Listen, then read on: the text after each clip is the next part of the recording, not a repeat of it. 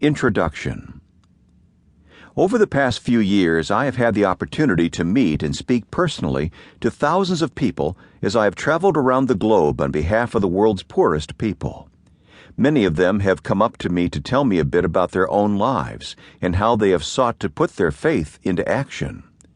There is a powerful common thread of longing that I hear from them, a yearning for a deeper sense of purpose and significance in their walks with the Lord. They want to discover that one thing that God is calling them to do.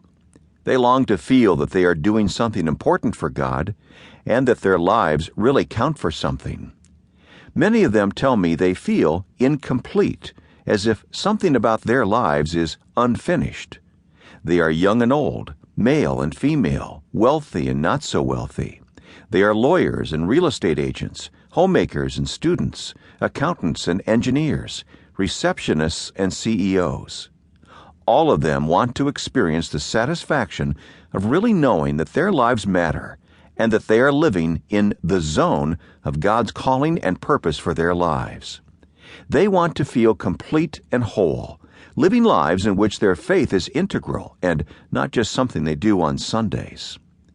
But if I have learned anything about the purpose, meaning, and significance of life over the years, I have learned, for a Christian, it is not found in any job, even a job like mine. It is not found in any human relationship, no matter how important. Nor is it found in any accomplishment, no matter how significant. Meaning, purpose, and significance are found only by aligning our lives with God's purposes, in lives committed to following Jesus Christ. That bears repeating. The meaning, purpose, and significance of our lives are found only by aligning our lives with God's purposes in lives committed to following Jesus Christ. In other words, it's not our work that brings purpose to our lives, nor is it our spouses, families, educations, abilities, money, or accomplishments. Rather, it is the purpose of our lives that brings meaning to everything else. And we find that purpose only in Christ. Jesus said, "I have come that they may have life and have it to the full." John chapter 10, verse 10.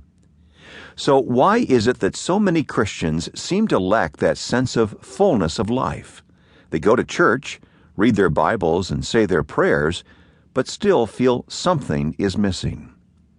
We all know the familiar expression, "He can't see the forest for the trees." It is used to describe a person who is so absorbed in the things right in front of him that he has lost a sense of the bigger picture. I believe this is exactly what has happened to many Christians in the 21st century.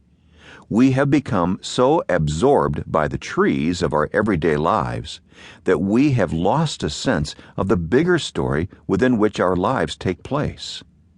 We grow up, go to school, begin careers, get married, have kids, and struggle daily with life's challenges. These are the trees of our lives that occupy most of our waking hours. Our church lives are not all that different. We go to church each week, sing some songs, and listen to a sermon. Maybe we even pray before meals, read our Bibles daily, and participate in small group Bible studies. But they can become just more trees in a life already cluttered with trees. What happened to the forest? What happened to the bigger story? Who are we? Why are we here? And where are we headed? How do we fit into God's big story?